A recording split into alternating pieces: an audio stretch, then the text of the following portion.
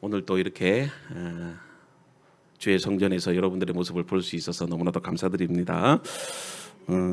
이제 달력을 보니까 이제 한 주 정도밖에 안 남은 것 같아요. 그래서 참 하나님 한 주를 이렇게 한 해를 돌아보면서 참 하나님 감사하고, 정말 이 교회가 세워지기까지 많은 성도들의 어떤 기도와 눈물, 헌신이 있었는데, 또 그것을 생각할 때마다 참 하나님의 은혜 감사하고, 또 우리가 남은 이 12월 달 2주 정도를 여러분들이 정말 마무리를 잘 하시고, 또 2022년도에도 하나님의 그 놀라운 은혜 가운데 우리 교회가 더 부흥하고 성장하는, 그래서 내년도에는 배가 운동이 일어나는 또 그런 교회가 될 수 있도록 여러분들 계속해서 기도해 주실 수 있기를 바라요. 그래서 저는 감사한 것은, 다른 교회는 코로나 때문에 교인들이 절반으로 들었는데 우리 교회는 교회가 지금 꽉 찼습니다.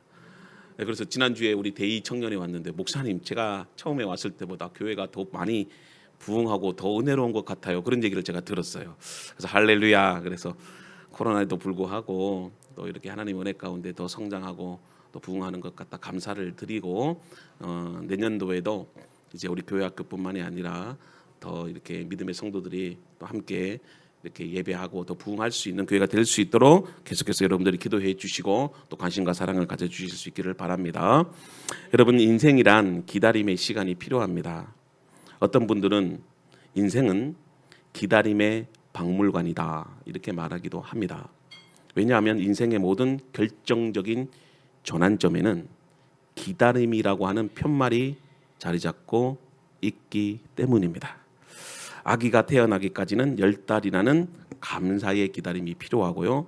또 대학 입시에 원서를 내놓고 결과를 기다리는 이 고3 아이들에게는 초조한 기다림이 있고요. 또 사랑하는 사람에게 프로포즈를 한 뒤 결혼 승낙을 받기까지 그 설레는 기다림. 이런 인생의 결정적인 순간마다 뭐가 있죠? 기다림이 있습니다. 또 등교, 출근, 그런 길에서나 버스에서나, 또 지하철을 기다릴 때, 그리고 은행 창구에서 내 번호를 부를 때까지 기다릴 때, 또 식당에서 밥이 나올 때까지의 기다림, 또 학교 앞에서 아이들이 학교 수업을 마치고 나올 때까지 기다리는 학부모님들의 그 마음들, 일상생활에서도 항상 우리는 기다림이 존재하고 있습니다. 그래서 여러분, 기다림이 있는 곳에는 삶이 있다고 합니다. 왜냐하면 우리는 끊임없이 기다리는데, 이 모든 기다림을 멈추는 그 순간 우리의 삶이 끝납니다. 그래서 여러분, 때로는 이 기다림이 고통스럽기도 하지요. 그래서 많은 사람들이 이 기다림의 가치를 찾기 힘든 시대라고 말을 하기도 해요. 그러나 그리스도인들은 이 기다림을 통해서 새로운 길을 여는 자들입니다. 왜냐하면 하나님은 기다림을 통해서 은혜를 주시고 또 은혜 가운데 거하라 하시며, 기다림은 꿈을 준비시키시고 그리고 그 길을 준비하는 과정임을 우리로 하여금 깨닫게 하신다는 사실이에요. 그래서 성경을 볼 때마다 하나님은 언제나 기다림 가운데 일하셨습니다. 우리가 지난 시간에 야곱의 일생을 우리가 말씀을 통해서 나누었던 것처럼, 이 인간 야곱을 하나님의 사람으로 변화시킬 때까지 하나님은 130년을 기다리셨던 것이에요. 아브라함도 마찬가지입니다. 사라도 마찬가지입니다. 사랑하는 아들을 얻기까지 무려 100년이라는 그 시간을 기다렸던 것입니다. 요셉도 마찬가지고 다윗도 마찬가지고 세례 요한도 끊임없이 기다리고 또 기다렸습니다. 마찬가지입니다. 하나님께서는 여러분들에게도 그와 같은 기다림을 요구하시고 그 기다림 속에서 우리에게 말씀하시잖아요. 때로는 여러분들이 정말 응답받고 싶은 기도 제목이 있을 때 지금 당장 그 기도가 이루어지면 얼마나 좋겠습니까? 여러분들이 병에 걸려서 정말 병원에서 진단을 받고 치료를 받을 때 지금 당장 여러분들이 고침받으면 얼마나 좋겠습니까? 그러나 기도가 응답되기까지는 시간이 필요하고 여러분들의 질병이 고침받기까지도 시간이 필요한 겁니다. 어쩌면 우리의 신앙생활은 기다림의 영성이라고 그렇게 말을 해도 과언이 아닙니다. 그래서 그리스도인들의 삶과 신앙은 기다림의 연속이고, 그 기다림 자체에서 여러분들이 의미를 찾지 못하면 오늘 하루도 의미 없는 시간이 될 수밖에 없다는 것입니다. 다음 주는 성탄절입니다. 아니죠, 이번 주요. 이번 주죠. 월요일날 주일날부터 한 주가 시작이 되니까 어쩌면 우리는 대림절을 한 달 동안 그렇게 보냈습니다. 사실 대림절의 의미는 기다림이죠. 어쩌면 우리가 메시아 예언이 이루어지기를 기다리며 또한 하나님 나라를 소망하며 그리고 믿음의 사람들과 같이 우리도 어쩌면 오늘 본문의 말씀처럼 이사야 예언자가 그런 어떤 메시아를 기다렸던 것처럼 오늘 또 그 기다림의 의미를 한번 생각해보고 어쩌면 우리가 기다림에 지친 우리의 삶 속에서 새로운 삶의 소망과 원동력을 얻는 그런 시간이 되기를 주님의 이름으로 축복합니다. 본문은 이사야 메시아의 그런 어떤 예언이 기록된 말씀이에요. 내용이 여러분들 읽어보면 아주 시적이고 또 아름답고 장엄하기도 합니다. 그래서 이 본문을 가지고 찬양까지 나오잖아요. 어떤 찬양이죠? 사막에 샘이 넘쳐 흐르리라 사막에 꽃이 피어 향내 내리라 주님이 다스릴 그 나라가 되면은 뭐죠? 어디가? 사막이 낙원되리라 독사굴에 어린이가 손 넣고 장난쳐도 물지 않는 그 찬양이 바로 오늘 이사야 11장에 그 이루어질 그 하나님의 나라를 소망하면서 그 메시아가 다스릴 그 나라를 기대하면서 지은 찬양과 시예요. 그래서 대단히 시적이고 또 여러분들 아름답고 장엄하기도 해요. 그래서 성서학자 빌트버그가 이사야 11장은 히브리 시의 전주다 이렇게 말을 해요. 진주, 전주가 아니고 진주다 그렇게 말을 해요. 그 영상의 다양함, 또 적절함, 그것이 마치 정말 하나님의 그 위대하심을 아주 이사야 선지자가 잘 표현하고 있는 것을 우리는 보게 돼요. 여러분들이 만약 이 이사야 11장을 그림으로 그려볼 수 있다면 참으로 서정적이고 목가적이고 또 아름다운 그림이 여러분들 나올 거예요. 그러나 여러분들 이사야 11장에서 이사야 선지자가 선포하는 메시지는 메시아가 이제 오신다는 겁니다. 그리고 그분께서 이 땅을 통치하시고 다스리는데 그 나라와 그리고 그 나라에서 살아가는 그 모든 백성들을 정말 현실적이고 그리고 여러분들 이상적으로 그렇게 그려내고 있다는 것이에요.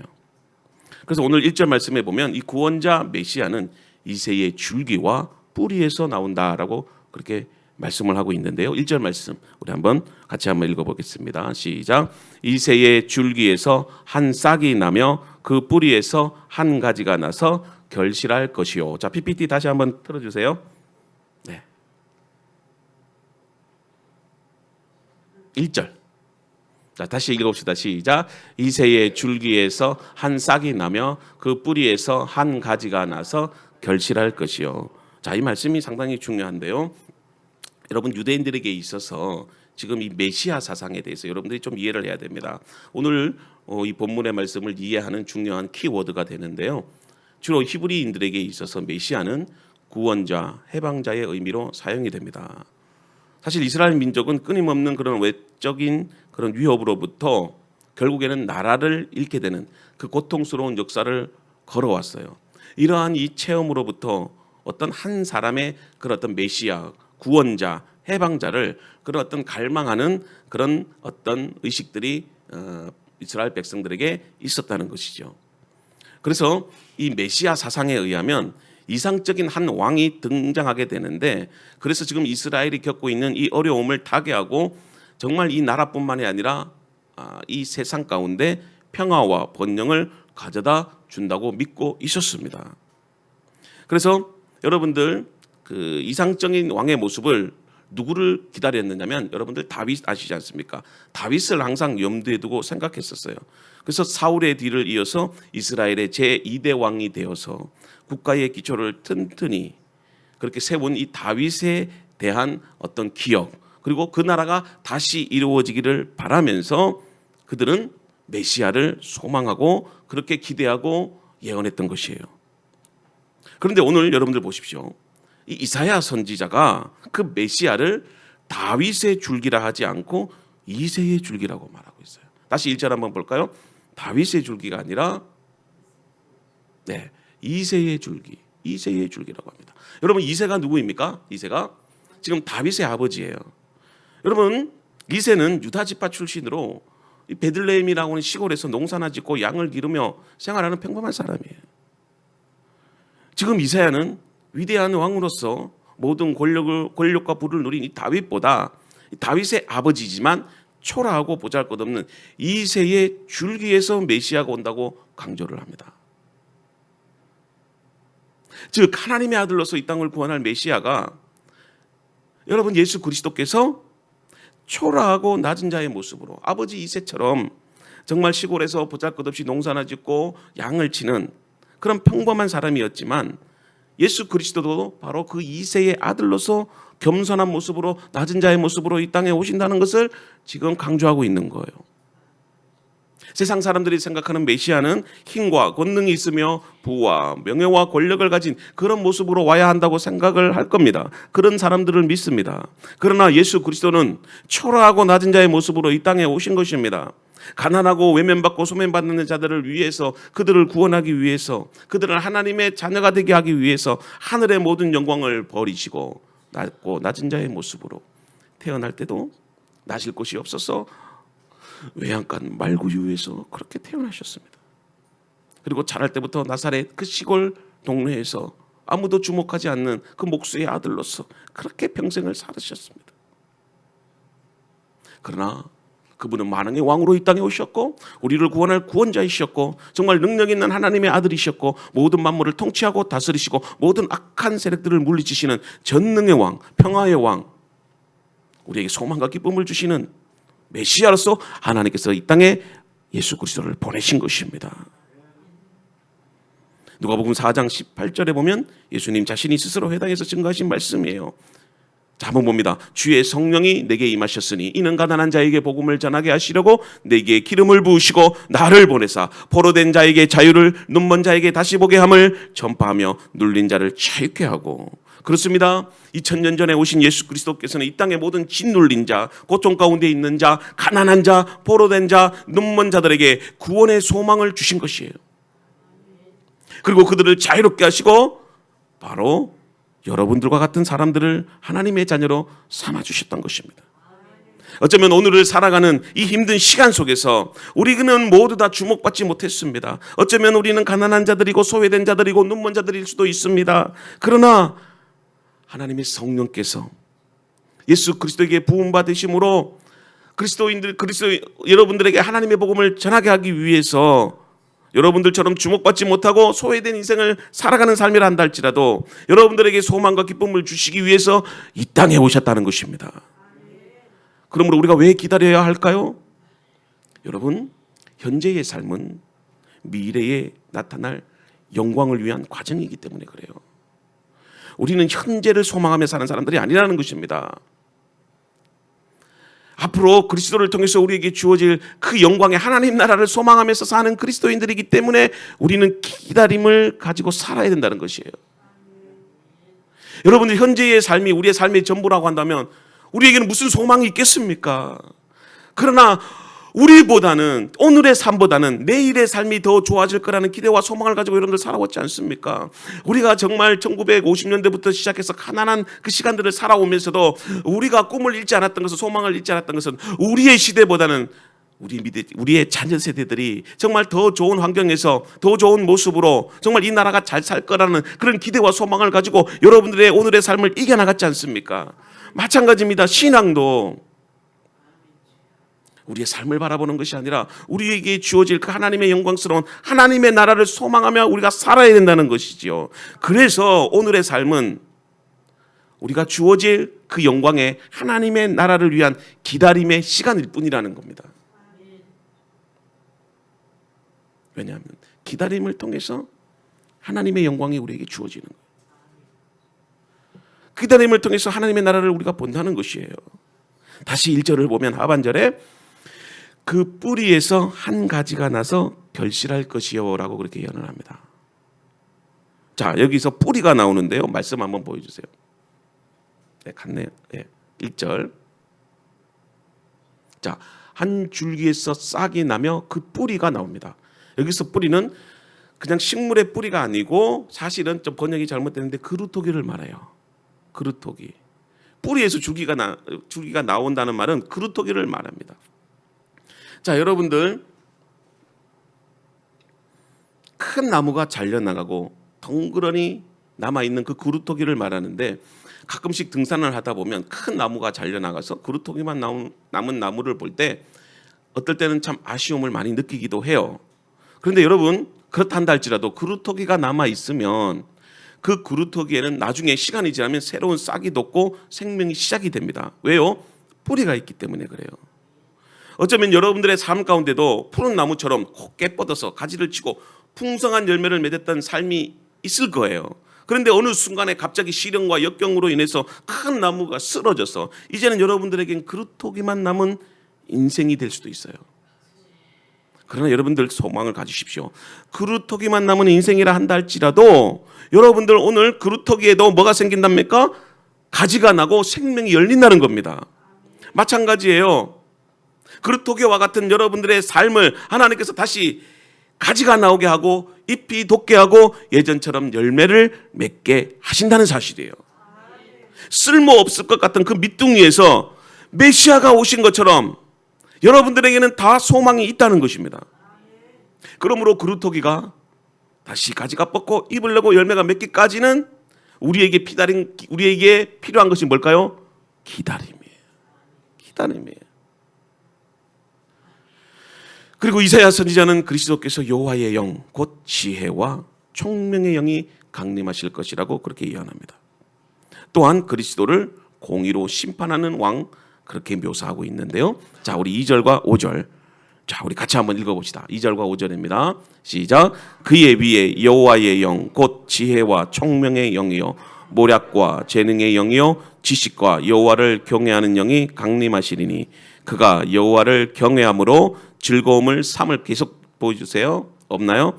그의 눈에 보이는 대로 심판하지 아니하며 그의 귀에 들리는 대로 판단하지 아니하며 공의로 가난한 자를 심판하며 정직으로 세상에 겸손한 자를 판단할 것이며 그의 입에 막대기로 세상을 치며 그의 입술의 기운으로 악인을 죽일 것이며 공의로 그의 허리띠를 삼으며 성실로 그의 몸의 띠를 삼으리라. 자, 이 말씀이 무슨 말이냐면요, 메시아가 통치하시기에 앞서서 먼저 뭐가 임한다는 것이죠? 여호와의 영이 임한다는 겁니다. 하나님의 택한 자들에게 있어서 가장 중요한 것이 뭐냐면 성령의 임재예요. 하나님의 영이 임한 그 메시아가 이제 어떻게 하신다는 거죠? 공의와 정의로 이 땅을 다스리시고 통치하신다는 거예요. 그래서 여러분들, 메시아가 다스리는 나라의 핵심은 뭐냐? 그걸 하나님의 나라라고 합니다. 메시아가 다스리는 나라가 하나님의 나라인데 그 하나님의 통치 원리는 두 가지예요. 그게 바로 공의와 정의라는 거예요. 그래서 공의와 정의로 이제 이 땅을 다스린다는 것입니다. 이제 메시아 되시는 예수 그리스도께서 이 땅을 통치하게 될 때에 사실 우리가 사는 세상에서는요, 부정한 일들이 많고 불공평한 일들이 많고 정말 마음에 답답한 일들이 많이 있지 않습니까? 그러나 예수 그리스도께서 다시 다스리시는 그 나라에는 그 누구도 억울한 사람이 없고 모든 것들을 공의로 통치하시고 이 땅에 진정한 정의를 베푸신다는 사실이에요. 그래서 그 어느 누구 하나도 신분으로 인해서 불이익과 차별을 당하지 않는다는 것입니다. 여러분, 구원이란 뭔 줄 아세요? 사실 우리가 전통적으로 이해하고 있는 구원과는 우리의 영혼이 떠나서 이 육신과 함께 저 하늘나라에 가는 것, 그것을 우리는 구원이라고 생각했어요. 물론 그것도 구원의 의미가 될 수 있어요. 그러나 구원이란 이 땅에 하나님의 나라를 성취해 가는 거예요. 그 하나님의 나라는 예수 그리스도께서 정말 정의와 공의로 다스리시는 나라. 그래서 우리는 구원을 자꾸 우리가 가는 나라 내재성만 강조하는데 사실 구원은 현재성도 포함하고 있는 거예요. 우리가 사는 이 땅을 하나님의 나라로 바꿔야 될 책임이 바로 여러분들에게 있다는 겁니다. 그럼 하나님이 창조하신 이 세상은 하나님이 포기하신다는 겁니까? 결코 그게 아니잖아요. 우리가 이 땅을 정말 에덴 동산과 같은 하나님이 다스리시는 나라, 하나님의 은혜가 충만한 나라, 그 땅에서 살아가는 그 백성들, 그 나라를 우리가 만들어 가야 된다는 거예요. 그것이 바로 여러분들의 가정이 먼저 될 수 있고 우리 교회가 되어져야 된다는 것이에요. 그것을 세상 사람들에게 이곳이 하나님의 나라라는 것을 여러분들이 보여줄 수 있어야 되는 거죠. 그래서 하나님께서, 예수님께서 여러분들에게 뭐라고 말씀하십니까? 하나님의 나라가 너희 마음속에 이미 임하였느니라. 예수 그리스도께서 통치하시는 그 순간 그것이 바로 하나님의 나라라는 것이에요. 그래서 그리스도께서 이 땅에 오시자마자 모든 불의와 불법을 몰아내시고 가난하고 병든 자들을 고치시고 회복시키시며 모든 억압과 좌절과 절망의 고통 속에서 그들에게 진정한 평화와 기쁨과 행복을 주셨던 거예요. 그것을 위해서 예수님께서 이 땅에 오신 것입니다. 그래서 여러분들 보십시오. 예수님이 가시는 곳마다 악한 영이 떠나가고요, 병든 자들이 회복이 되고, 억눌렸던 자들이 짧게 되고, 눈먼 자들이 눈을 뜨고, 귀머거리가 귀가 열리고, 안전병인들이 일어나고요, 가난과 고통 속에서 살아가는 자들이 기쁨과 소망을 얻게 되는 거지요. 이것이 예수님을 통해서 이스라엘 백성들에게 경험된 뭐다? 하나님의 나라라는 거예요. 예수님이 오심으로 하나님 나라, 그 하나님의 나라를 이스라엘 백성들이 현재에 살았던 거예요. 근데 잘 생각해 보십시오. 그럼에도 불구하고 여전히 우리는 차별을 당하고, 또 질병을 겪고, 가난을 겪게 되고, 전쟁이 있게 되고, 꼭 코로나로 인해서 이렇게 힘든 시간들을 보내고 있지 않습니까? 그리고 그 속에서 우리는 죽음을 생각해야 돼요. 그리고 늘 고통 가운데 살아가요. 그래서 하나님의 나라는요, 그리스도가 있을 때 이미 하나님의 나라가 임하게 됐지만, 아직까지는 우리는 여전히 뭡니까? 차별, 질병, 가난, 전쟁, 아픔, 고통, 죽음 속에서 살아야 되기 때문에 완전한 하나님의 나라가 도래하지 않은 거예요. 그래서 우리가 기대하고 소망할 것이 있다는 것이에요. 무엇입니까? 다시 오실 주님을 소망하는 거예요. 그때는 예수님께서 심판의 주로 이 땅에 오시기 때문에 모든 악한 영들을 완전히 멸하시고 이 땅에 진정한 하나님의 나라를 완전하게 성취하신다는 거예요. 그래서 그리스도인들이 죽음을 두려워하지 않은 이유가 바로 여기에 있어요. 고통 속에서도 소망을 갖는 이유가 바로 여기에 있습니다. 이제 주님이 다시 오십니다. 그렇게 하심으로 이 땅의 모든 악한 영들을 멸하시고, 사망의 권세로부터 여러분들을 자유케 하시고, 여러분들의 속박으로부터 여러분들을 해방시키시고, 완전한 창조 세계, 정말 이 에덴 동산과 같은 하나님의 나라를 이제 주님이 다시 오실 때 회복시킨다는 것입니다. 그곳은요, 가난, 전쟁, 아픔, 상처, 죽음도 없는 곳입니다. 이것을 이사야 선지자가 다음과 같이 무엇이라고 표현합니까? 전능과 지혜의 왕, 공의로 정의로 다스리시는 왕, 메시아가 다스리는 나라가 바로 그와 같은 나라가 될 것이다라고 오늘 말씀에 선포하고 있는 것입니다. 자, 우리 그 나라가 어떤 나라인지 한번 볼까요? 6절과 9절입니다. 시작. 그때에 이리가 어린 양과 함께 살며 표범이 어린 염소와 함께 누우며 송아지와 어린 사자와 살찐 짐승이 함께 있어 어린 아이에게 끌리며 암소와 곰이 함께 먹으며 그것들의 새끼가 함께 엎드리며 사자가 소처럼 풀을 먹을 것이며 젖 먹는 아이가 독사의 구멍에서 장난하며 젖된 어린 아이가 독사의 굴에 손을 넣을 것이라. 내 거룩한 산 모든 곳에서 해됨도 없고 상함도 없을 것이니 이는 물이 바다를 덮음과 같이 여호와를 아는 지식이 세상에 충만할 것임이니라. 할렐루야. 얼마나 멋진 나라입니까? 우리가 기다리고 소망해야 될 나라가 바로 이런 나라가 아니겠습니까? 이런 나라를 누가 이루십니까? 메시아 되시는 예수 그리스도께서 이루신다는 것입니다. 그래서 성경학자들은 이 6절과 9절의 말씀을 완성된 하나님의 나라의 모습이라고 그렇게 강조하고 있는 겁니다. 그때는 해와 상함이 없고 여러분 이리와 어린 양이 함께 삽니다. 그래서 이사야 선지자는 계속해서 함께 할 수 없는 동물들을 비교해 가요. 강자와 포식자의 입장에서 표범, 젊은 사자, 곰, 사자, 독사가 등장하잖아요. 근데 약자의 편에서는 어린 염소, 송아지, 어린아이, 암소, 젖 먹는 아이, 바로 이게 우리들 아니겠어요? 그런데 주님의 나라에서는, 하나님의 나라에서는 강자나 포식자나 약자나 모두 함께 평화롭게 살 수 있는 나라가 된다는 것이에요. 주님이 다시 오실 그날 마치 창조세계 그 모습 그대로 이 땅이 변화되게 될 것이에요. 생각해 보십시오. 이 땅에서는 이런 일들이 일어날 수가 없어요. 강자는 항상 약자를 억압하고, 강자는 약자의 것을 갈취하고 빼앗는 거지요. 어떻게 사자와 어린 양이 함께 뒹굽니까? 그 어린 아이가 독사굴에 어떻게 손을 넣겠습니까? 그러나 하나님의 나라에서는 이런 평화로운 모습이 실제화된다는 겁니다. 먹고 먹히는 생명체들이 함께 뒹굴고 함께 엎드리고 함께 먹는다는 것입니다. 그 정점에 사자가 소처럼 풀을 먹고 젖 먹는 아이가 독사굴에 손을 넣는 그런 모습 상상되십니까? 누가 이런 나라를 성취하십니까? 메시아 되시는 예수 그리스도께서 이루신다는 것이에요. 이새의 가지와 뿌리의 열매에서 시작된 이사야 선지자의 그 기다림은 공의로운 통치를 세우실 그 메시아를 바라보면서 그가 완성하실 평화로운 세상, 완전한 하나님의 나라를 그리고 있다는 것입니다. 여러분 멋지지 않습니까? 여러분들 이런 나라에서 살고 싶지 않습니까? 오늘 여러분들 그런 나라를 기다리며 소망할 수 있기를 바랍니다. 자, 오늘 이 시간 우리 함께 찬양하고 우리 말씀 결론을 내지면서 함께 기도했으면 좋겠습니다. 여러분, 우리의 삶은 전 영역이 기다림과 연결이 됩니다. 그래서 신앙은 기다림의 연속이라고 해도 과언이 아니라고 그렇게 정의할 수 있습니다. 여러분, 약속에 근거한 기다림은요, 여러분들에게 활기찬 삶을 갖게 합니다. 그리고 힘들어도 이겨나갑니다. 우리는 절망의 기다림, 고통의 기다림, 죽음의 기다림이 아니라는 것입니다. 이제 그리스도를 통해서 회복하게 하신 하나님의 나라, 완전한 기쁨과 자유, 행복이 있는 그런 나라, 우리는 그런 나라를 소망하며 우리는 기다리고 믿음으로 나아갑니다.